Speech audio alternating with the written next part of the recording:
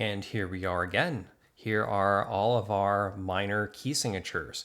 From A, all of our sharp key signatures, and A, all of our flat key signatures. And again, we've confined an enharmonic note, 6 accidentals into each direction. So again, 1, 2, 3, 4, 5, 6, there's D sharp. And 1, 2, 3, 4, 5, 6, there is E flat, our enharmonic pitches that has the same number of sharps or flats. So that's going to be the bottom of our circle of fifths. So here we go. A will be at the top, and E flat slash D sharp, that enharmonic pitch, will be at the bottom. And to create that circle of fifths, we just go from A, of our sharps, or sharp major keys, or sorry, sharp minor key signatures this way: A, E, B, F sharp, C sharp, G sharp, D sharp, and A sharp.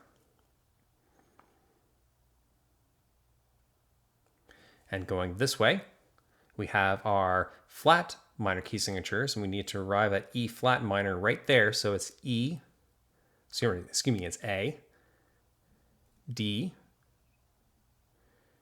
G,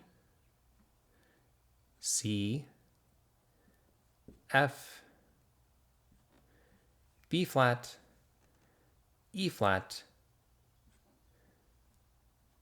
A flat. And there is our circle of fifths in minor.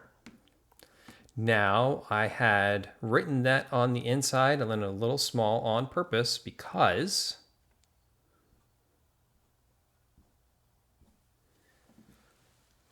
minors will be on the inside of the circle and major will be on the outside. And that will complete our circle of fifths.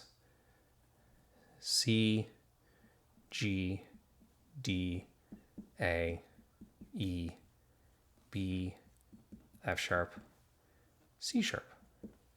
And remember, these are our major key signatures, and our flats: C, F, B flat, E flat, A flat, D flat, G flat, and C flat. And your circle of fifths is complete. Now, hopefully you're already seeing connections with these two patterns, with our major key signatures and our minor key signatures. Stay tuned for the next page of this module to figure out and see how all of those keys relate to each other.